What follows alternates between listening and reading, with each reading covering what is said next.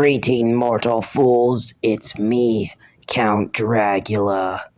In today's video, I'm gonna talk about one of the most influential horror movies of all time. Of course, I'm talking about City of the Living Dead. Nah, I'm just fucking with you.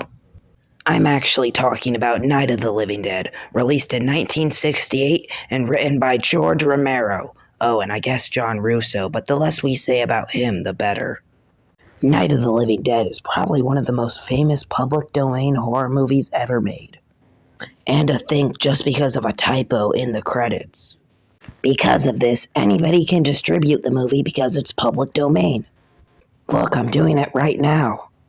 But does Night of the Living Dead still hold up today? Yes, but I'm gonna do a review of it anyways. The film begins with Johnny and Barbara going to see their father's graveyard. Johnny is more cynical about the situation, while Barbara is more optimistic. Johnny starts to tease his sister with the most famous line in the movie. "They're coming to get you, Barbara." It's all fun and games until an actual zombie attacks them. Johnny tries to fight the zombie, but ends up getting his head cracked. I hate when that happens. And we get a look at one of the first zombies ever seen on film.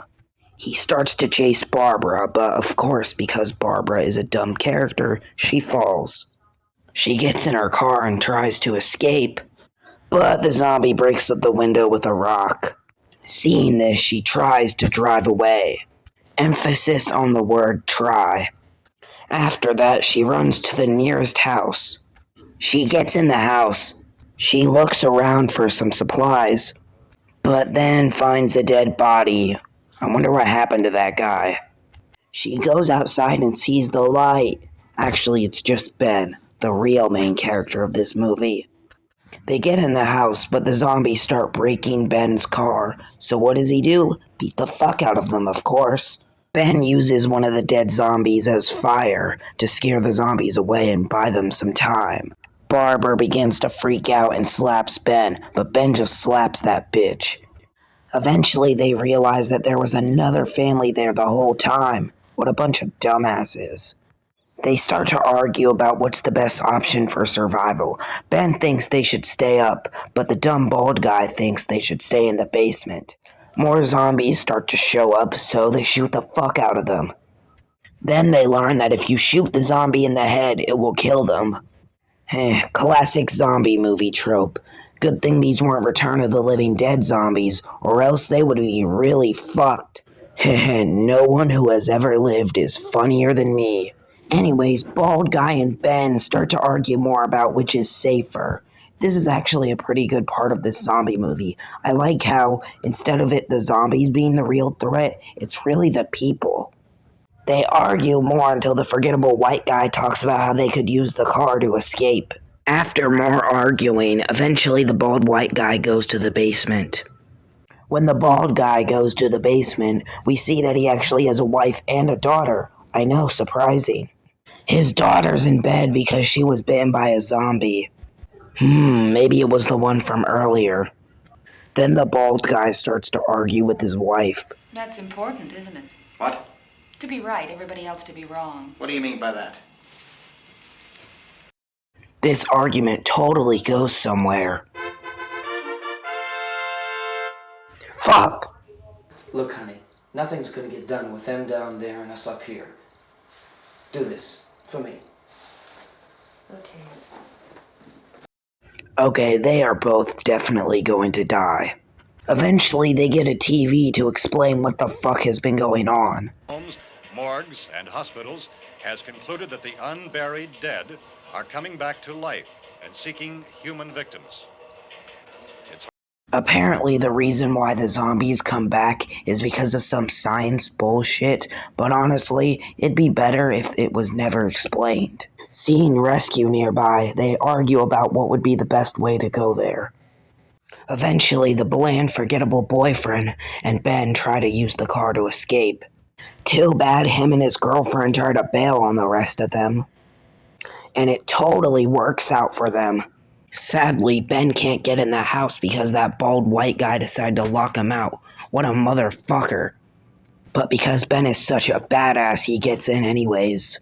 Then Bald Guy and Ben start to fight each other. This is actually pretty cool. Ben wins, of course, because Ben is a fucking badass. Then we see the zombies start to eat the two forgettable characters up.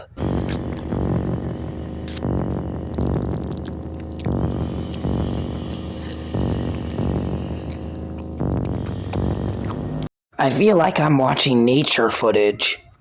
And then, wait, what the fuck? Barbara is still in this movie? I totally forgot about her. Jeez, is she gonna do anything? She's just been sitting there. When they start watching the TV again, they find out that there are now hunters hunting the zombies. They think they're gonna be all okay. Oh yeah, they're definitely going to survive. More zombies show up, so they actually start breaking stuff with random tools.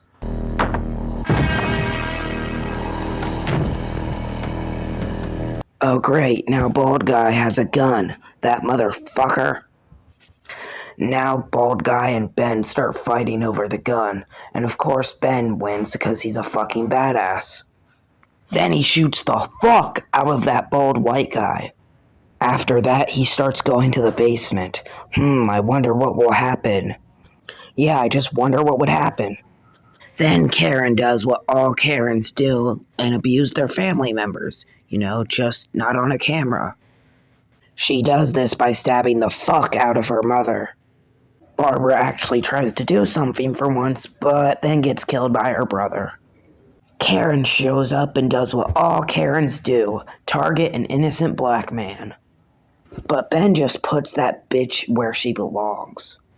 Ben goes to the basement, ironically the safest place in the area now. Morning arrives and it looks like everything is going to be okay for Ben now. Just kidding, he actually gets shot. And that's the movie. It's kind of outdated now compared to other zombie movies, but it's still a fun watch. I give this movie a B+. Next video will be in color.